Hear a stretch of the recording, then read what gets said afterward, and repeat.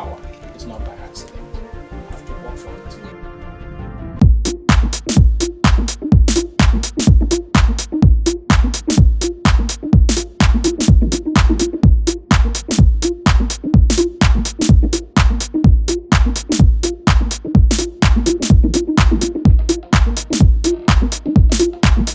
Good day, viewers. You're welcome to another edition of the platform. I am Antonia, OSHILI. Now, for those of you just tuning in for the first time, it's great to have you join us. And the platform is a program where we talk about matters relating to the government of Nigeria, look at the state of Nigeria as a whole, and we focus on matters that affect Nigerians particularly. So on today's program, we're going to be analyzing the state of insecurity in Nigeria as we analyze how the president is tackling this issue.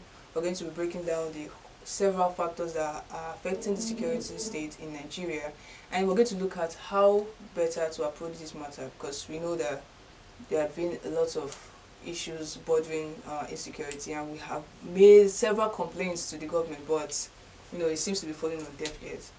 Anyways, with me in the studio is a guest who will be rubbing minds with me as we talk about this matter. Don't go anywhere. The show continues after this break.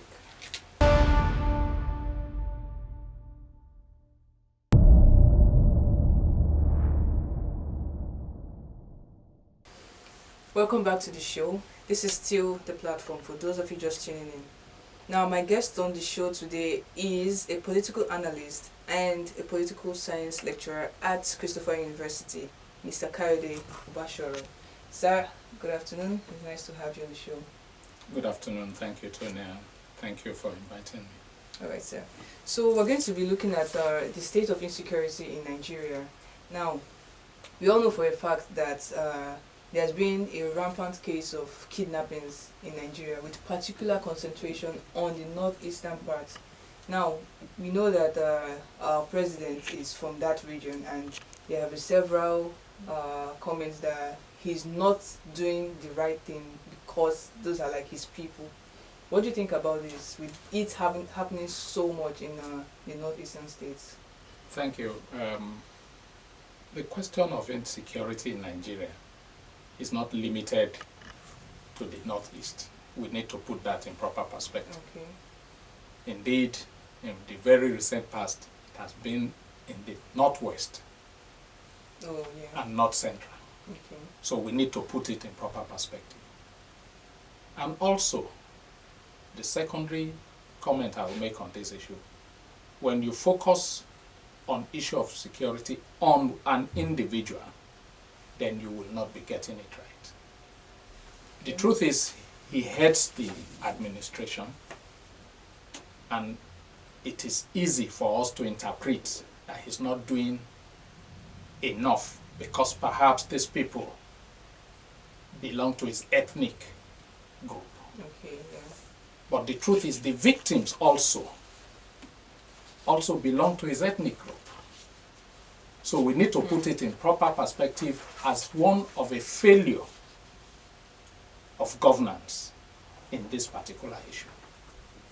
Because at the end of the day, governance is all about improving the well-being of the people. If your question is an assessment of how this government, of course with the president as the leader, have handled the issue of insecurity, I will say clearly that this government has failed woefully. Especially if we go back history, that this government came into being on the promise of ending insecurity in Nigeria. In that aspect, this government has not done well at all.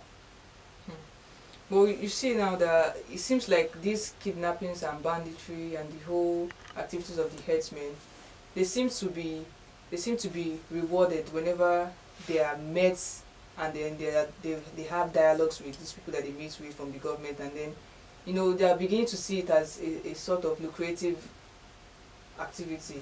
Now, do you think it is proper to be rewarding them, giving them money or whatever form of rewards? Do you think it is proper for the government to be making that kind of dialogue or whatever with these bandits?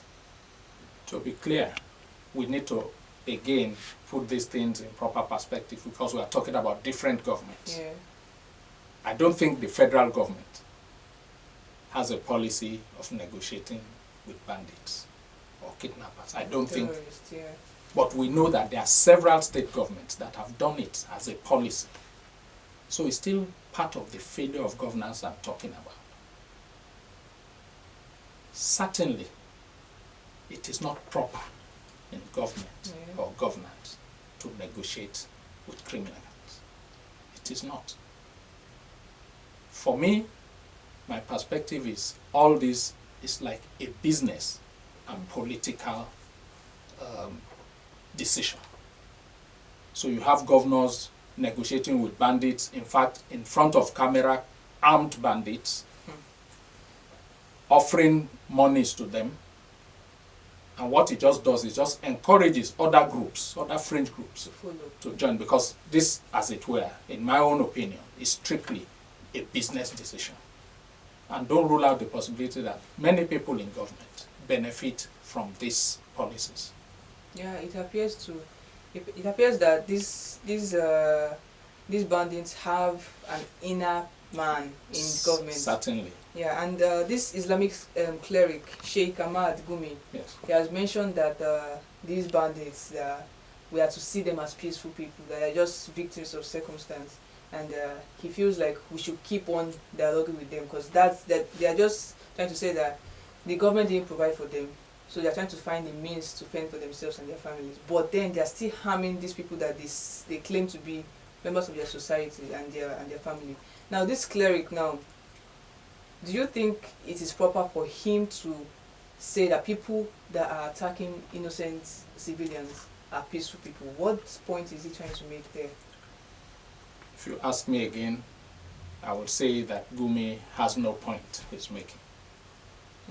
The truth is, you see, we have the tendency of being sentimental in our decision. Of course, Gumi is a Fulani person. Yeah. And it has been shown that most of these criminal elements we're talking about are Fulani people. So he's just talking from the perspective of his ethnic background. But how do we situate the government that allows this kind of a person to go around passing this kind of information? I think he's not doing service to this government, and the government not taking action against him is not doing service to itself. Because I imagine if every person from all the geopolitical group makes this kind of conclusion and recommendation, where will we find ourselves in terms of security in this country? So I think Gumi is somebody that should be reined in, because if you ask me, he's beginning to sound and look like an accomplice to these criminal elements. Well, I find it funny that this cleric, Gumi, was able to be taken into the forest to meet these bandits, and they negotiated and they talked, and the government is aware that, okay, even if, let's say, when they were taking him there, they probably covered his face for him to not know their location or whatever, but isn't there a way the government, because looking at other governments of other countries, like the United States, for example, there is no way they will not use some form of, okay, let's say Nigeria is technologically still backward, but there should have been a way for them to like track that location and just pinpoint their spot and just deal with them, because for you to be able to meet with them face to face, you are in their camp. Majority of their leaders are there, so you can get a handful of them and then sanction them properly. But these things keep happening over and over again, and it begs the question that, are you sure the government doesn't have a big hand in this? Because if Gumi can go and meet them, you know, and no harm is done to him, presumably they said they are peacemakers, okay, they peacefully negotiated with him or whatever. Isn't there a way the government can find it? Because we know that Sambisa Forest is where most of the Chibok girls were taken, or most of these bandits are there, but nothing has been done to catch them or to deal with them. So don't you think there's a form of means the government could employ to pinpoint these bandits? Thank you for that question. We must make it clear that the main purpose of government is to provide security for life and property of its citizens. Yes. That is very clear. So a government that fails to do that as its primary duty, in my own opinion, has failed woefully. Now, I hate to join the group that accuses the government of hurting itself, because that is what it is when a government does not respond appropriately. But the fact is, I believe clearly, under this dispensation, we have a problem of the political will to do what is proper to end this scourge. You talked about Gumi knowing where these people are. Yeah. And it is very disheartening, because I listened to the National Security Advisor that said the government actually asked Gumi to carry out this activity. Wow. So that tells you wow. the problem we are facing as a people at this particular time. So the issue of political will, if you ask me, is because the government has spent so much.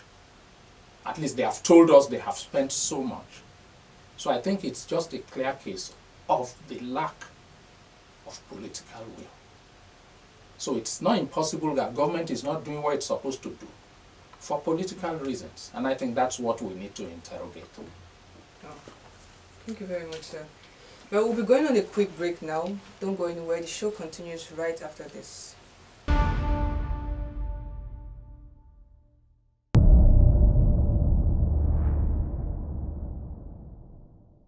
Welcome back to the program. This is still the platform, and my guest has been explaining the state of insecurity in Nigeria. Now, Mr. Kayode, is it possible to say that Nigerian schools can ever dream of a safe schooling condition, with reference to boarding schools now, because they seem to be the target of these kidnappers?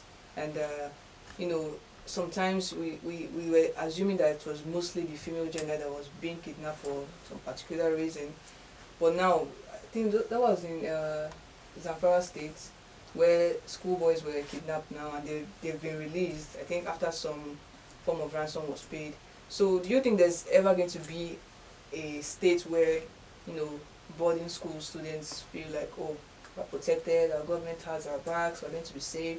Because schooling in Nigeria, as a border, you are constantly living on the edge, because you don't know which sects will just come and invade your school and just carry a number of you. So do you feel like there's ever going to be a safe schooling condition in Nigeria? I hope that there will be in future. But if we have to be honest with ourselves, is there security anywhere? Forget the boarding schools. Because they use children a lot, like they just play on... So, the issue of security, yes, we can deliberately talk about boarding schools. What about other places? Like I said, I hope that sometime in the future, we will be able to say this confidently. But my fears are that the government does not have the political will to address the issue of insecurity in this country. And that is my own personal opinion. It is when that will is put in practice. Yeah. Because like they say, the boarding houses, the boarding schools, these are just soft targets. So those are places that ordinarily criminal elements will easily attack. And for it to happen 2, 3, 4, you talked about Katsina, it's happened in Zamfara, it's happened in Kaduna, it's happened in Niger State. No, indeed, it happened a few days ago in Ogun State here, where some students of Olabisi Onabanjo were kidnapped right in front of their hostel. So it's something that is far-fetched, but like I said, I hope that in future, but all this depends on the actions and the inactions of government. And please, when we talk about government, let's not restrict ourselves to the federal. Of course, we know that the federal controls the security apparatus across, but even the states must be part of this venture. Yeah. Now, looking at the state of Nigerian politics, come 2023 elections, do you think there is a possibility of a youth winning the presidential election? Because if you look at it now, the latest appointed EFCC chairman is below 50 years, and is one of the youngest that has ever been in that position. And looking at it now, everybody is trying to see, okay, what is he going to achieve? What does he have in line? What are his plans for EFCC and all? So if we are able to, by luck, get a youth to take up the mantle of being the president of the Federal Republic of Nigeria, do you think there will be an instant positive change at all? Well, first and foremost, who is a youth? Perhaps if we define that.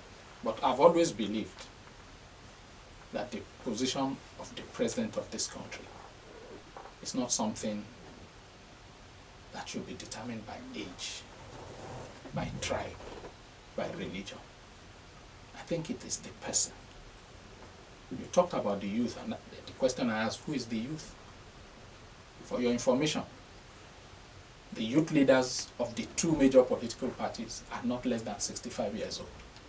Youth leaders? Yes. The youth leaders of the two major political parties in this country, the national youth leaders, are not less than 65 years old.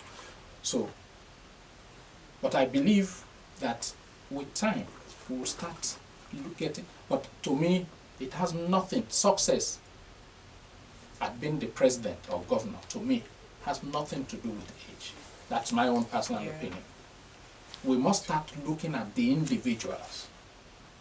What experience do they have? What we have found out in our country is that we have people running for the highest positions of office without anything concrete they have done, either in their professions or in their associations.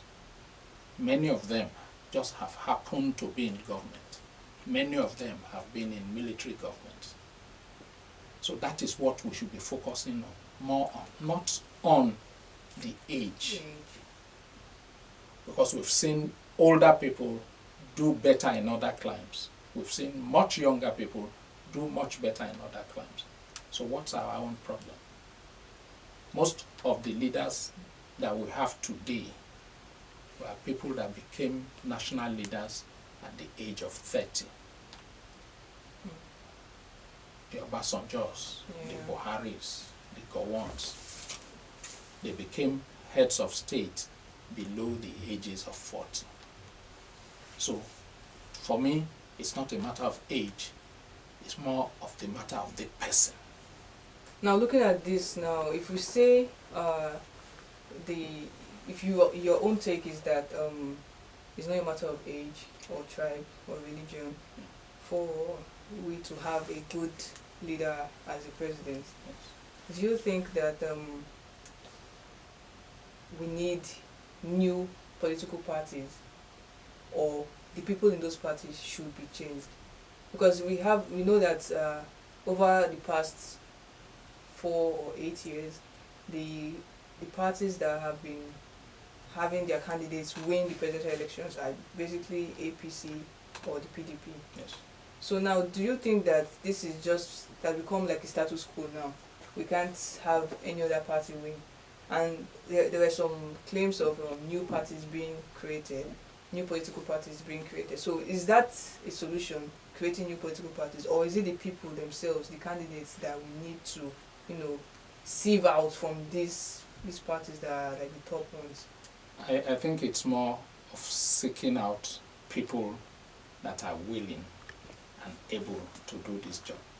Because for your information, today in Nigeria we have over 116 registered political parties. Over 116. And I'm sure there are some scores of others that are waiting to be registered. So it's not a matter of at least for the case of Nigeria, I don't think it's a matter of political parties. But you see, you have a situation, an unfortunate situation in Nigeria, that we don't have political parties that have any kind of ideology. Yeah. The ideology of most politicians in Nigeria is to just get to power. So even today, if we want to be honest, we have an APC government.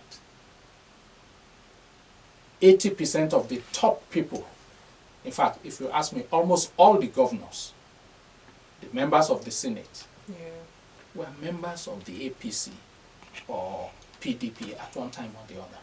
So what you find is when they lose out here, they jump to this. Just like Winga Daniel that has migrated now. It's just the former Speaker of the House of Reps, Yakubu Dogara, as a sitting Speaker, decamped to another party. Won re-election and decamped back to the party from which he... So it's not a matter of political parties. It is a matter of people. And significantly, I think somehow, our electorate has been complicit in all these problems. Exactly. I was getting to that question now. What I wanted to say is, like, on that matter now, is it proper for us to just have, okay, once you're up to the voting age, you can go and cast your vote during elections? Don't you feel like we need to have like a particular not segregation per se, but just saying like those that are literate in this particular field, you need to be aware of certain things. There should be some qualification before you just go and vote, because the layman on the streets that is just going about his daily activity does not know much about what it entails to hand over your votes to this particular candidate. He just goes to vote on count that, okay, I'm trying to contribute to my country. So I feel like any member of the electorate going to vote should have some level of qualifications. Let's say, I don't know if there are some countries where you must have, let's say you must own a property. That should show that you are learned enough, or you are you're knowledgeable about some things relating to politics, or just have some level of education about politics before you just go and vote. Not that you just get to the age and then you're qualified to vote. Well, yes, as noble as your opinion is, you are going back history, because there was a time that suffrage was limited. Suffrage, yeah. You know, to qualify to vote, you needed to be a property owner and all that. But societies have evolved. Now we talk about universal adult suffrage. Yeah. So we cannot certainly go back to a lot of people of the right to vote. All over the world today, what we are saying is that everyone that is entitled to vote should be able to vote. Yeah. The question the electorate have to find out is, who is that person I want to vote for? What are those factors that motivate me voting for? Is it because it's from my tribe? It's from my religion? You know, those are the things that we must look at. Then most importantly, what is the role of political parties? They are supposed to educate the electorate. Yeah. But that is, they can only educate when they also have things they want to educate us about. Like I said, the typical Nigerian politician has no ideology. The typical Nigerian politician, I repeat, has no ideology. The only ideology they work with is getting power. That's all.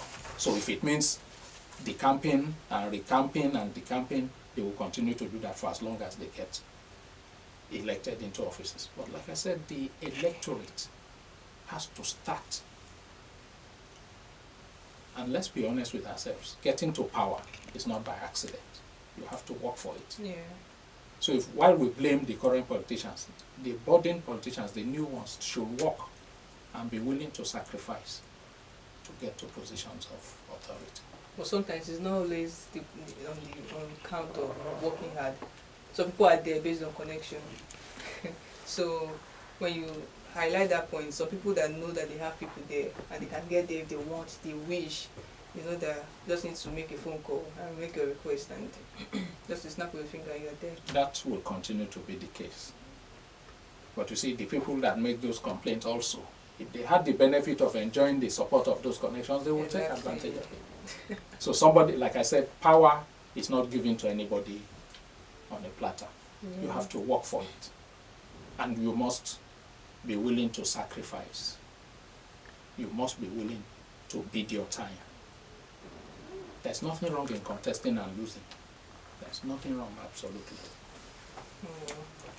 Well, I feel like with all the kidnappings and every other insecurity issue in Nigeria, my honest opinion, I feel like if an insurgency should last for more than 24 hours, Yes. it's clear to say that the government has a hand in it, because there is no way that something like as serious as an insurgency is on in a country with leaders and nothing is done. A day goes, 2 days, 3 days. Look at the Chibok girls that were still counting years, and some people have forgotten about it. Some parents have just gotten over the issue and just moved on, and it's just like, it's just a pathetic state of the country, because the government don't really relate, because most of their relatives or children are not residing in Nigeria, so there are little or no affection to them. They are not really affected by these issues, and it's just sad because it remains the case of the rich keeps getting richer and the poor keep getting poorer, and there's just complaints piling over complaints and nothing is being done over it. Well, I hope Nigeria will someday arrive at the state of utopia that we all dream of. Like they say, a people deserve the government or leadership they get. If after 60 years we still have this crop of leaders all through the military, now civilian dispensation, and we still vote for them, then the problem is not with our stars, the problem is with us as a people. I believe that we have enough of these failed leaders to say at least these ones, we won't vote for them. We can try other ones. Yeah.